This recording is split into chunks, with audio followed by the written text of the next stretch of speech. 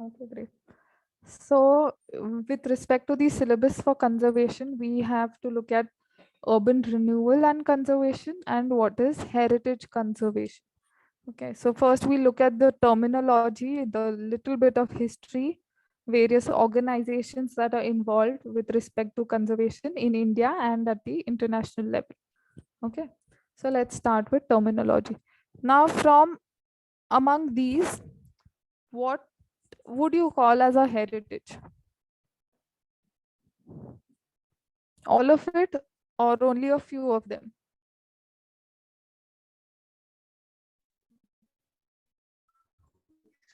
All of them. Okay. So let's say Mrunal is saying all. Mrunal, why all? Some of them are architectural heritage, some of cultural heritage. This is a food is also cultural heritage.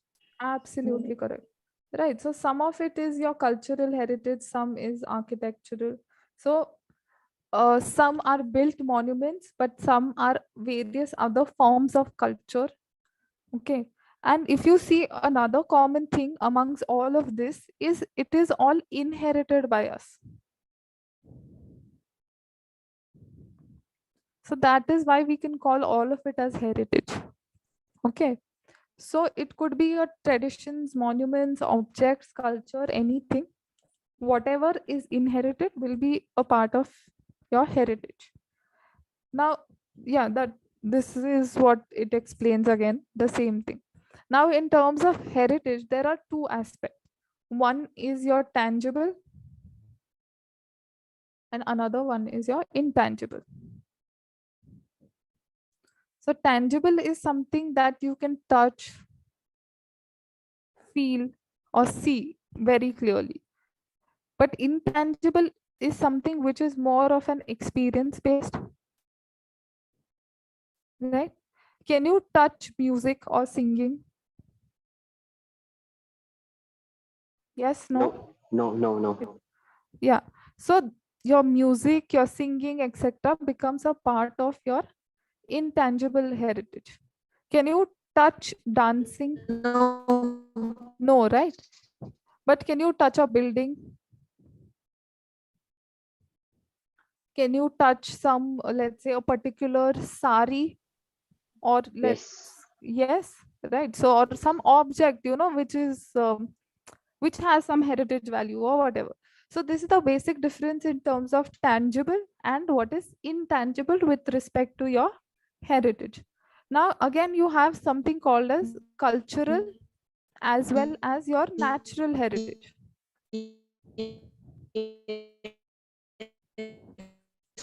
Okay, Anshu, your voice is breaking. Can you please write it in the chat box?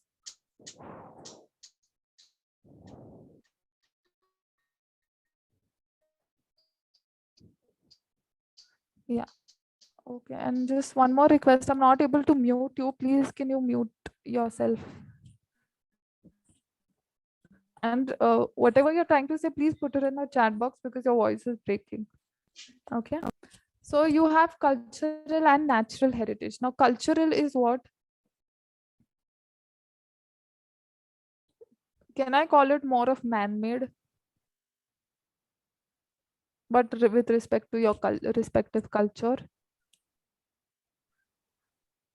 Yes, no. And natural Yes. is Also something that intangible. exists.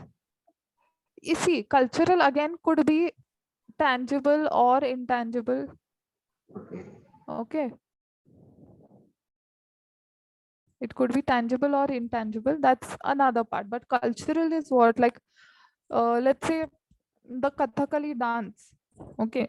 It's a part of our cultural heritage. Can I say that it's a part of a natural heritage? No, right? Natural heritage would be what? Let's say some natural forests that exist, or something that exists by itself in nature, right? It is not man-made, is what you have for your natural heritage. Okay, Vaishali is asking for examples of tangible and intangible cultural heritage.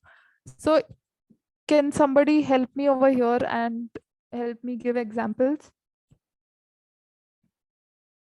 with respect to natural, with respect to tangible and intangible heritage? Yes. So rituals will be intangible. Thank you, Anshu. Who else would like to help? The dance forms, Maybe. Yes, the the dance simple form. Kathakali will be intangible. Absolutely correct. Performing arts will Yeah. be all your intangible, and in your tangible will be your buildings, etc., etc. Okay, maybe some sari or something. Yeah, even cuisine will be a part of your intangible. Okay. So now let's move on to the next terminology. I hope Vaishali, your doubt is answered, right? Is she there? Okay. So yeah, let's move on to what is historic urban landscape. Now, by landscape over here, it does not mean the landscape subject that you study, all trees and all of that. No, it does not mean that. Here, it means the visual perception or that uh, visual image that it creates when you look at the entire area at one glance. Okay. So here, considering or calling an area as a historic urban landscape depends more upon the visual perception and the specific qualities that are there in that area. Okay, and you have to look at the picture as a whole, not in smaller bits. So that is what your historic urban landscape stands for. Now you have something called as authenticity, which okay, I will ask you all a few questions, then you'll tell me what is authenticity and what is not. Okay, so which is the blue city of India? Jodhpur. Correct. Okay. So do you all know why does it have that blue color? Anybody? Ma'am, because the roof of the houses are painted blue, Okay. because blue color reflects heat, and that is I think, the main color of most of the houses in Jodhpur, roofs at least. Yes, absolutely correct. Not only roofs, but even your buildings that are there. Now, why has that blue color come? Any idea, Utkarsh? I think you were only answering right now, right? Uh, Ma'am, uh, ma'am, just because blue reflects heat, that's why No, most no. people. मतलब blue color आया कहाँ से उधर? Okay, चलो, I'll tell you all. Ma'am, Okay, because your of the moon, I think moon reflects. There is some logic behind the moon, I think so. uh no, I would slightly disagree with you. All right. I'll explain to you why the blue color is come. Okay, but what you said about reflection and reflection of heat and everything, that is absolutely correct. So now, of course, you all know the climatic conditions in Rajasthan and all of that.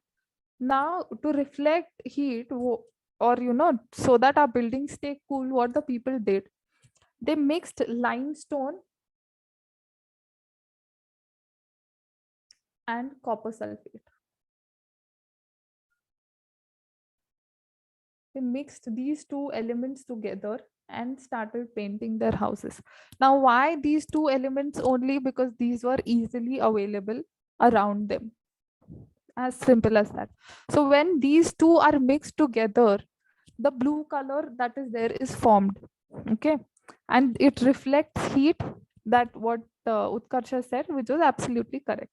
Now, this is the theory behind it, or this is the original concept of that. Now, let's say I get an Asian Paints ka dabba and I paint this house blue. How original or how authentic would it be if you now know the theory behind the actual original blue color? How would how authentic would be me using that Asian paints and painting it blue? Would it be authentic? No. No, ma'am. Okay. Yes. So, of course, it would not be, because I am not being genuine or sticking to what the originality was. So, that is what your authenticity stands for. Okay. Then you have something called as preservation. Now, of course, I'm sure most of you must have read this news that some person forgot this McDonald's burger in his drawer, and 20, 30 years later, also, it was the same. Yes, how many of you all have heard this ever? सुना है क्या कभी?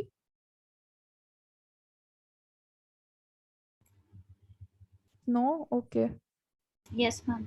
Yes. So a few of you have, a few of who haven't. It's fine. McDonald's का कोई connection नहीं है with preservation or conservation.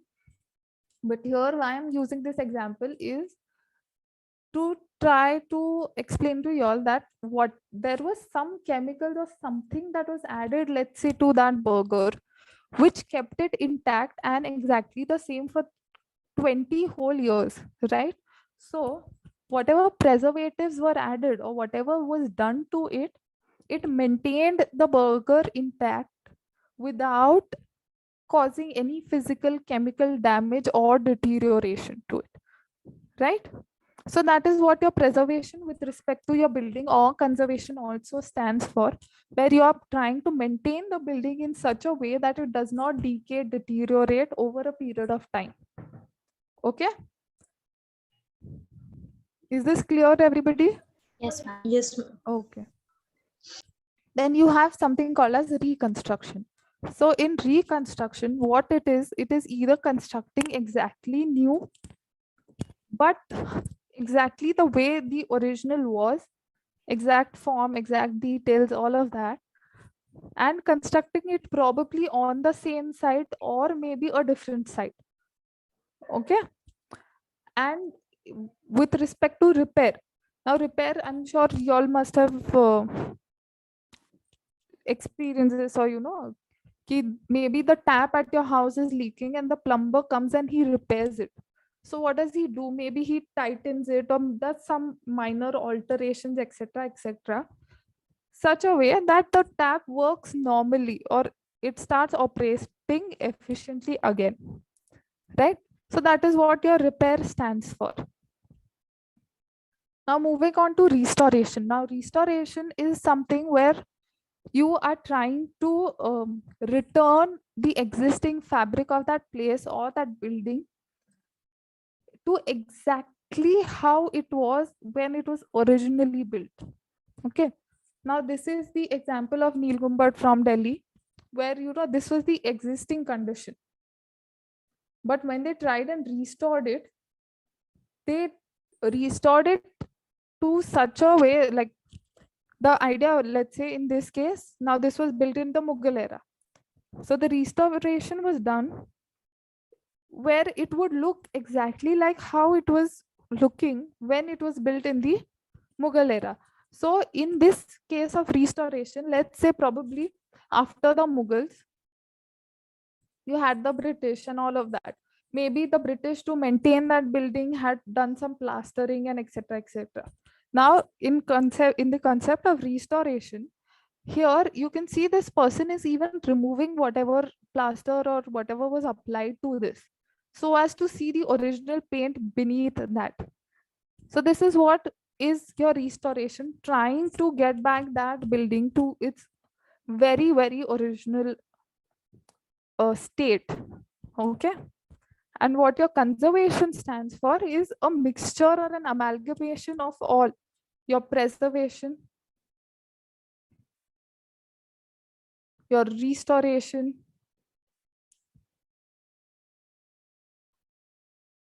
reconstruction, adaptive reuse, adaptation, all of these together combine and help you form or form the elements of conservation. Okay. So now let us look at the history of conservation. Till terminology, is everybody clear?